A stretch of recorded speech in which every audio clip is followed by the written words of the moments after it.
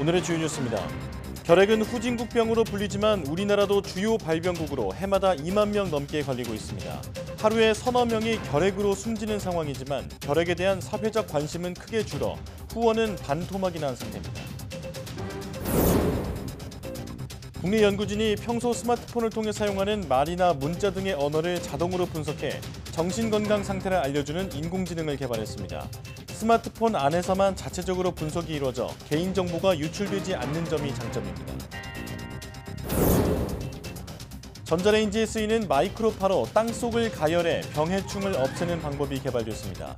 땅속 30cm 이상까지 높은 온도로 가열하면 농약 없이도 토양 병해충을 방지할 수 있고 다음 재배 작물에 따라 맞춤형으로 토양 양분까지 조절할 수 있습니다.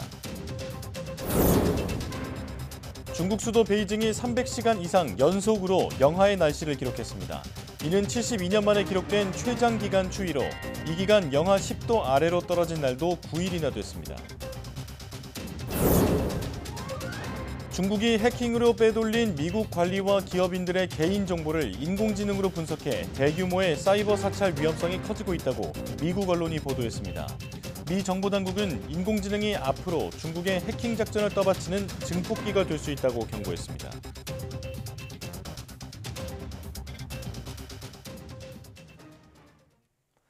여러분 안녕하십니까? 12월 26일 사이언스 투데이입니다. 후진국병으로 불리는 결핵, 이제는 사라진 줄로 알고 있지만 지금도 매년 2만 명 넘게 걸리고 있습니다. 하루에 서너 명이 결핵으로 숨지는데 관심이 점점 줄면서 후원은 말 그대로 반토막이 났습니다. 이승배 기자입니다. 회사원 김모 씨는 27살 때 원인 모를 기침에 시달렸습니다. 감기에 걸린 줄만 알았는데 점점 살이 빠지고 피를 토하기도 했습니다. 병원에서 검사를 받았더니 원인은 결핵이었습니다. 정말 피가 안에서 이렇게 어디가 찢어져서 나오는 것처럼 막 줄줄줄 계속 나와가지고 처음에는 굉장히 놀라서 정말 큰 병이구나 이거는. 그렇지 않습니까? 그냥 일상생활을 하다가 갑자기 피를 결핵이라는 건 상상도 못했습니다. 결핵은 코로나19와 마찬가지로 호흡기 감염병입니다. 결핵균이 잠복해 있다가 면역력이 떨어지면 발병합니다. 후진국병으로 불릴 정도로 가난한 나라에서 많이 발생하지만 우리나라도 주요 발병국 중 하나입니다. 해마다 2만 명 넘게 결핵에 걸리고 1,300명가량이 결핵으로 목숨을 잃고 있습니다. 매일 서너 명이 결핵으로 숨진다는 얘기인데 10명 중 8명은 65살 이상 고령층입니다. 최근까지도 우리나라는 OECD 국가 가운데 결핵 발생률 1위, 사망률 3위였습니다. 지난해에 한 단계 낮아지긴 했지만 결핵 발생 후진국 5명에서 벗어나지 못했습니다. 환자 치료 지원을 위해 대한결핵협회는 연말이면 크리스마스 씨를 만들어 성금을 모으고 있습니다. 많이 모금했을 때는 60억 원이 넘었지만 지금은 말 그대로 반토막이 났습니다. 정부도 모금운동에 동참하며 관심을 호소하고 있지만 과거와 달리 분위기는 냉랭합니다. 씨를 어떤 목적으로 만드는지 모르는 경우도 많습니다. 과거에는 주변에 결핵 환자가 많다 보니까 자연스럽게 크리스마스 씨에 대한 관심도도 컸습니다만은 지금은 후진국병 정도로 치부하는 그런 국민 인식이 모금률을 낮추게 만들었다고 생각을 합니다. 예전엔 우표형 하나밖에 없었지만 요새는 열쇠고리와 머그컵, 에코백 등 다양한 모양으로 변화하고 있습니다. 빈곤과 깊게 관련 있는 결핵, 환자들은 여전히 사회적 관심과 지원을 필요로 하고 있습니다. YTN 이승배입니다.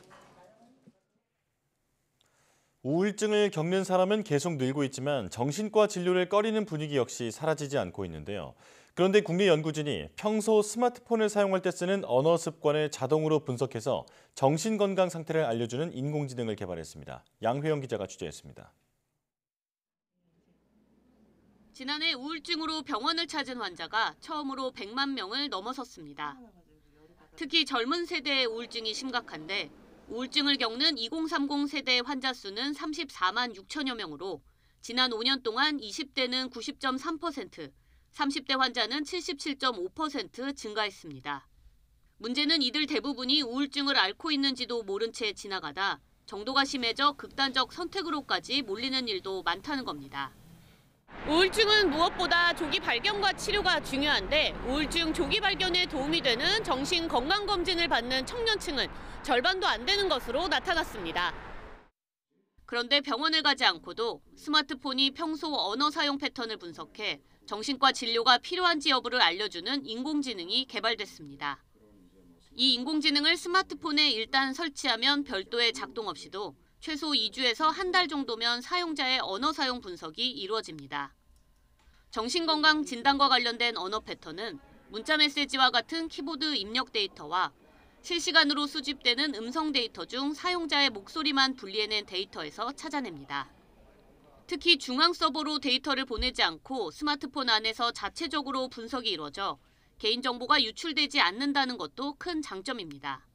우울증을 가지신 분들의 데이터를 저희가 확보를 해서 일단 학습을 시켰고요. 저희가 연합학습 기법을 사용했기 때문에 이런 사용자의 데이터가 절대로 사용자의 전화기에서 떠나가지 않습니다. 연구진은 개발한 인공지능으로 언어 패턴을 분석한 결과 업무 시간보다 저녁 시간에 동료보다는 친구나 가족과 대화했을 때 정신건강과 관련된 단서를 더 많이 얻을 수 있었다고 설명했습니다. 또 전문가 상담 시기를 놓치지 않도록 개발한 인공지능을 애플리케이션 형태로도 활용할 수 있다고 덧붙였습니다. YTN 사이언스 양우영입니다. 지난주 후반 한반도를 강타했던 추위가 한풀 꺾이면서 기온이 안정을 찾았습니다. 오늘날 서울은 7도, 부산은 10도까지 오르겠고 이번 주 내내 비슷한 수준의 기온이 유지될 것으로 보입니다. 다만 우리나라 상공에 대기가 정체되면서 경기와 인천, 충북, 대구의 초미세먼지 농도가 한때 나쁨 수준까지 올랐습니다. 여기에 오늘 오후나 밤부터 중국발 스모그가 유입되며 대기질이 더 탁해질 전망입니다. 내일부터는 전국적으로 초미세먼지 농도가 더 짙게 나타나겠고 당분간 미세먼지는 쉽게 해소되지 않을 것으로 보입니다.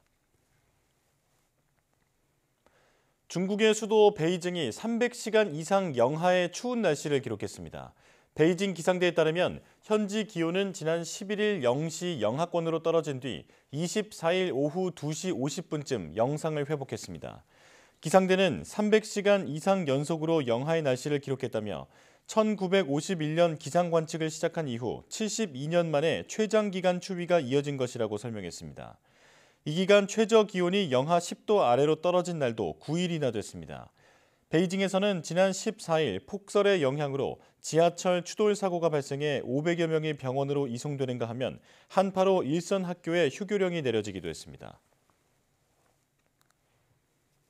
시멘트와 아스팔트로 덮인 도시의 땅속이 어떻게 변화하고 있는지는 알기 어렵죠. 자칫 빗물이나 지하수가 흘러 구멍이 생기면 갑자기 땅꺼짐이 발생해 사고로 이어지기도 합니다. 서울시가 지하 공간의 특별 점검 구간을 10배 확대하는 방안 등을 포함한 대비책을 내놨습니다. 최기성 기자입니다. 지난 9월 서울 강남구 언주역 주변에 깊이 3m 정도 땅꺼짐이 발생했습니다. 지난 8일에는 강남구 청담역 인근 도로에서도 땅꺼짐 현상이 생겼습니다. 두 사례 모두 노후 수도관 파손으로 인한 누수가 원인이었습니다. 오래된 상하수관이 망가져 물이 새면서 집안이 약해졌거나 빗물 유입으로 흙이 사라지면 땅속엔 공간이 생깁니다. 언제 땅꺼짐으로 이어질지 알 수 없는 시한폭탄 같은 존재인 셈입니다.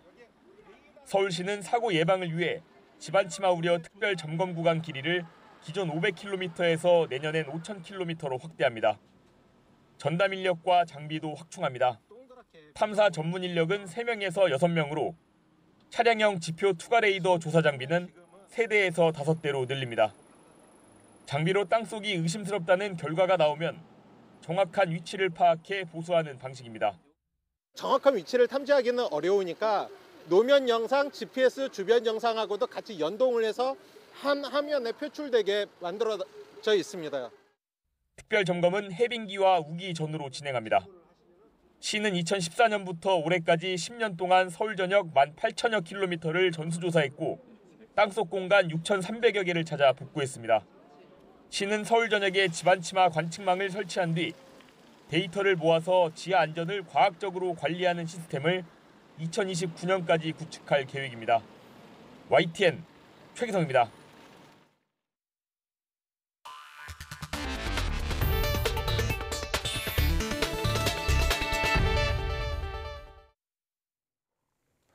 같은 땅에 같은 작물을 계속 심을 때 수확량과 품질이 모두 떨어지는 연작 장애 현상은 농가의 오랜 골칫덩어리로 꼽히는데요. 국내 연구진이 전자레인지의 원리로 땅 속의 병해충을 없애고 토양의 질을 높이는 기술을 개발했습니다. 이동훈 기자입니다. 우리나라 대표 농산물로 꼽히는 인삼. 전국적으로 널리 재배되지만 한 번 수확한 땅에는 10년 동안 다시 심을 수 없습니다. 같은 밭에 같은 작물을 연이어 심으면 수확량과 품질이 모두 떨어지는 연작 장애가 발생하기 때문입니다. 가장 큰 원인은 땅 속에 생긴 병해충인데 농약 외에는 뚜렷한 해결책이 없었습니다. 외국에서 새로운 침입해충이 들어와서나 침입병이 들어와가지고서 토양에 누적적인 피해를 일으켜서 농작물이 연작을 계속할 수가 없게 만들기 때문에 그거를 위한 방제가 꼭 필요한 상황이고. 국내 연구진이 전자레인지에 쓰이는 마이크로파로 땅속을 가열해 병해충을 없애는 데 성공했습니다. 연구팀은 마이크로파를 조일 때 안테나 벽에 반사된 뒤 나가도록 만들어 전자기파가 퍼지지 않고 모여서 깊은 곳까지 들어갈 수 있게 했습니다. 이렇게 되면 표면뿐 아니라 땅속 30cm 이상까지도 높은 온도로 가열할 수 있습니다. 일반적으로 병균이 죽는 온도인 80도씨 이상 온도를 유지할 수 있는 겁니다. 실제로 땅 위에서 마이크로파를 조이자 30cm 아래에 넣어둔 개미가 모두 죽는 것이 확인됐습니다. 기존 국내외 기술의 깊이 10cm에 비해 3배 이상인 세계 최고 수준 결과입니다. 땅속 30cm 이상 가열하면 일상적인 농작물에 피해를 주는 토양 병해충을 실질적으로 방지할 수 있습니다. 이 기술을 이용하면 농약을 쓰지 않고 병해충을 제거해 잔류 농약이나 환경오염에 대한 우려가 없습니다. 또 땅속 세균을 한 번에 없앨 수 있어 다음 재배 작물에 따라 맞춤형으로 토양의 양분을 조절할 수 있습니다. 연구팀은 땅속 깊은 곳을 수백 도씨까지 높은 열로 가열할 수 있는 만큼 겨울철 블랙아이스를 없애거나 아스팔트 도로의 균열을 보수하는 데도 이를 활용할 수 있을 것으로 기대했습니다. YTN 사이언스 이동훈입니다. 우리가 쓰는 스마트폰은 5G 통신망으로 연결되는데요. 기지국 없이 손바닥 크기의 작은 중계기로 초고속 5G 통신망을 구축해주는 기술이 개발됐습니다.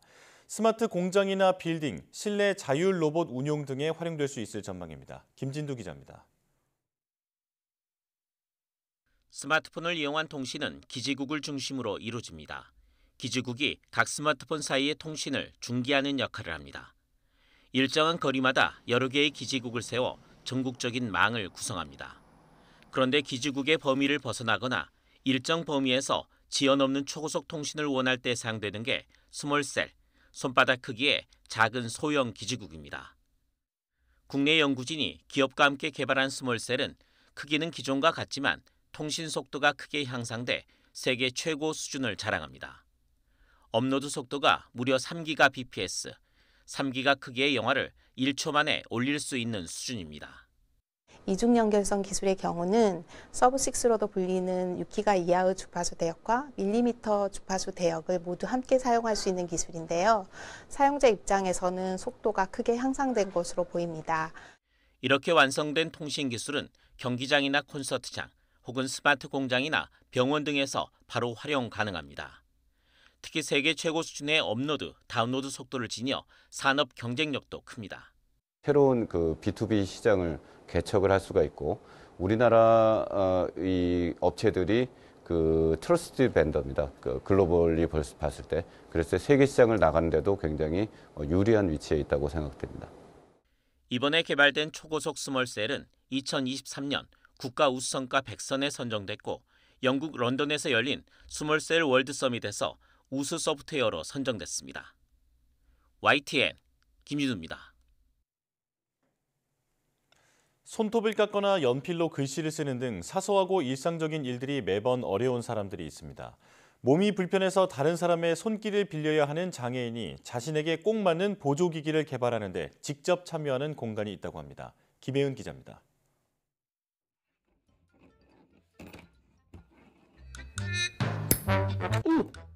됐어. 손에 힘이 없는 장애를 지닌 사람들에게는 손톱 깎는 게 여간 힘든 일이 아닙니다. 그래서 개발된 발로 깎는 손톱 깎기. 손톱깎이 손잡이에 매달린 긴 줄 끝에 발을 넣으면 손을 사용하지 않고도 손톱을 깎을 수 있습니다. 손을 끼워 글씨를 쓸 수 있는 필기도구나 커다란 손잡이가 달린 전기 플러그도 같은 이유로 개발됐습니다. 뇌병변 장애를 지닌 이건배 씨는 버튼과 손잡이를 세분화한 보조기기를 통해 게임을 쉽게 즐기게 됐습니다. 자기가 원하는 거, 자기가 또 검색해보고 싶은 거, 구입하고 싶은 거, 사고 싶은 거 뭐 이런 걸 다 요구할 수 있고 삶의 질이 좀 높아진다 그러나? 저도 아들 볼 때 흐뭇하고 만족스럽습니다. 가위가 작두처럼 고정된 이 기구는 과자 봉지를 스스로 뜯고 싶은 한 장애인의 소망으로 고안됐습니다. 이렇게 소소하지만 특별한 보조기기들은 장애인이나 노인들이 직접 인터넷을 통해 의뢰한 것들입니다. 경제적 가치가 크다고 판단되는 보조기기는 산학연 협력으로 개발해 상용화를 추진하고 경제성은 낮아도 누군가에게 필요한 것들은 1년에 30개에서 40개 정도 개발해 설계도를 공개하고 있습니다. 그분한테 맞는 거지만 그와 비슷한 요구가 있는 다른 장애인들도 계실 수 있다라고 생각을 하고 그 보조기기를 오픈소스로 웹페이지에다가 올려드립니다. 양말 신는 보조기기나 전동 휠체어 후방 카메라처럼 국내에서 구하기 어려운 물품도 개발 사업을 통해 구하게 됐습니다. 복지부는 지난 5년 동안의 사업을 더 확대해서 앞으로 2기 사업단에서는 제작실을 8개 지역으로 늘려서 맞춤형 기기 제작을 지원할 방침입니다. YTN 김혜은입니다. 중국이 해킹으로 빼돌린 막대한 개인정보를 인공지능으로 분석해 미국인 등에 대한 사이버 사찰을 벌일 위험성이 커지고 있다고 월스트리트 저널이 보도했습니다. 보도에 따르면 미 연방수사국 등 정보당국들은 중국이 그동안 확보한 미 관리, 기업 경영자 등의 개인정보를 AI 기술과 결합해서 전에는 불가능했던 규모로 분석하는 사이버 간첩 행위를 우려하고 있습니다. 크리스토퍼 레이 FBI 국장은 한 기자회견에서 인공지능이 향후 중국의 해킹 작전을 떠받치는 증폭기가 될 수 있다고 경고했습니다. 그동안 중국이 관련된 것으로 알려진 해킹 사건으로 유출된 고객 정보는 수억 건으로 중국이 인간은 분석할 수 없는 방대한 정보들의 연관성을 AI로 분석해 거대한 정보를 얻었을 가능성이 클 것으로 전문가들은 우려했습니다. 애플이 자체 생성형 인공지능 AI를 개발하기 위해 언론사 및 출판사와 콘텐츠 이용 협상을 진행하고 있다고 미 일간 뉴욕타임스가 소식통을 인용해 보도했습니다. 소식통에 따르면 애플은 최근 몇 주 사이 주요 언론사와 출판 조직에 수년간 해당 회사의 뉴스 기사 등 콘텐츠를 이용하는 대가로 최소 5천만 달러, 약 650억 원을 지불하는 내용을 제안했습니다.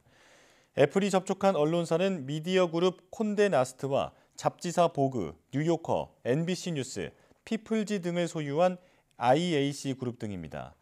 뉴스 기사나 출판물 등의 언어 데이터는 생성형 AI를 개발하고 훈련하기 위해 필수적인 수단으로 여겨집니다. 내연기관 자동차 비중이 줄자 주유소는 로봇이 물품을 관리하는 물류센터 기능을 더하며 변화를 모색하고 있습니다. 하늘을 날며 선물을 전하는 산타클로스처럼 드론이 도심 하늘에서 물건을 배달하는 전진기지 역할도 하고 있습니다. 이승윤 기자입니다. 서울 시내 주유소에 작은 물류센터가 들어섰습니다. 가로 45cm, 세로 60cm, 높이 30cm의 물품 상자 1,800개가 벌집처럼 빼곡하게 쌓여 있습니다. 무려 16단, 8m 높이입니다. 복잡한 공간에서 로봇 6대가 테트리스 게임을 하듯 입체적으로 물품 상자들을 배송 순서대로 옮겨놓습니다. 첫 번째는 근접성이 있어야 되고 두 번째는 이게 배송 수단들이 자유자재로 왔다 갔다 할 수 있는 공간이어야 되는데 어떻게 보면 그 주유소가 그 기능의 최적 위치가 아닌가라고 좀 생각이 들고. 이제는 고객에게 물품을 배달할 차례. 주유소 옥상은 드론이 출격하는 전진기지 역할을 합니다. 하늘을 날며 선물을 주는 산타클로스처럼 드론이 손님이 기다리는 물품을 배달합니다. 제가 배송을 요청한 생수가 잘 도착했나 보니까 무사히 도착했습니다. 이 드론은 최대 30분 동안 5kg의 물건을 배송할 수 있습니다. 드론 배송의 실증 사업은 이제 도심에서 이루어지며 일상으로 들어올 준비를 서두르고 있습니다. 지금까지는 5년 동안 비도심지에서 해왔고 이제 도심지에서는 처음으로 운영을 하고 있는데요. 올해 11월부터 첫 비행을 시작해서 올해 3번째 비행이고요. 내년 12월까지 지금 계획이 되어 있습니다. 내연기관 자동차의 감소로 새로운 역할 모색이 시급해진 주유소가 우리의 생활 반경에 위치한 장점을 살려 변화를 꾀하고 있습니다. YTN 이승윤입니다. 요맘때 이불 속에서 하나씩 꺼내 먹는 재미가 있는 감귤은 사실 대부분 일본에서 도입된 품종인데요. 국내 연구진들이 만든 국산 품종들도 시장에 도전장을 내밀었습니다. 김민성 기자의 보도입니다. 어른 키보다 큰 나무에 단호박만한 주황 열매가 주렁주렁 열렸습니다. 하나 톡 따서 껍질을 벗기는 모습이 마치 포장지 여는 듯 깔끔하고 쉽습니다. 지난 2019년 보급을 시작한 국산 만감 품종 윈터 프린스입니다. 식감도 질기지 않고 당도도 13브릭스 안팎으로 높아 제주 농가들의 관심을 받고 있습니다. 일단 맛이 너무 좋았어요. 맛. 우리가 맛있으면 고객들도 맛있겠다. 그거 딱 하나 했어요. 일단은. 시원한 느낌. 근데 차가워서 시원한 게 아니고 와 시원하다 이 느낌이 나는데 탄산 같은 청량감? 사실 우리나라에서 재배되는 감귤 가운데 90% 이상은 도입 품종이고 특히 일본에서 건너온 게 많습니다. 11월 중순에서 12월 상순 사이 한꺼번에 수확된다는 단점도 있습니다. 이런 초과 공급이 부담스러울 농가를 위해 국내 연구진은 여러 종류의 국산 품종을 개발 중입니다. 당도가 높은 품종과 또한 소비자들이 속껍질이 부드러워서 이렇게 먹기 쉬우신 품종들 이런 품종을 육성하고 있고 또한 껍질 까기도 쉬운 그런 품종들을 중심으로 육성을 하고 있습니다. 2004년 개발한 국산 밀감 하레조생은 이미 시장에서 더 달고 덜 신 맛을 인정받아 해마다 3만 그루씩 농가에 보급되고 있습니다. 탁구공만한 미니향은 평균 당도가 15브릭스에 달해 신 걸 싫어하는 이들의 입맛을 사로잡았습니다. 이처럼 국산 품종 개발자들은 농가 소득을 늘리는 한편 소비자의 선택권을 넓히는 데 초점을 맞췄습니다. 다양한 품종들을 개발을 하고 또한 노지 감귤의 품질을 고급화시켜서 농가들의 소득을 높일 수 있도록 그러한 육종 방향을 설정을 하고 일본산 1세기인 감귤 시장에 뛰어든 우리 감귤의 도전이 10년 뒤 어떤 변화를 이끌어낼지 주목해볼 일입니다. YTN 김민성입니다. 아이들은 보통 8살이 되면 산타클로스의 존재를 의심하고 그 계기는 친구의 폭로가 결정적이라는 연구 결과가 나왔습니다. 영국 가디언즈에 따르면 미국 텍사스대 심리학과 캔디스 밀스 교수가 더 이상 산타의 존재를 믿지 않는 6세에서 15세 48명과 그들의 부모 중 44명, 성인 383명을 인터뷰했습니다. 그랬더니 아이들 대부분은 8살 무렵에 산타에 대한 불신이 깊어진 것으로 나타났습니다. 또 일부는 이보다 이른 서너 살에 산타는 없다고 확신했지만 15세에서 16세까지 산타의 존재를 믿는 아이들도 있는 것으로 나타났습니다.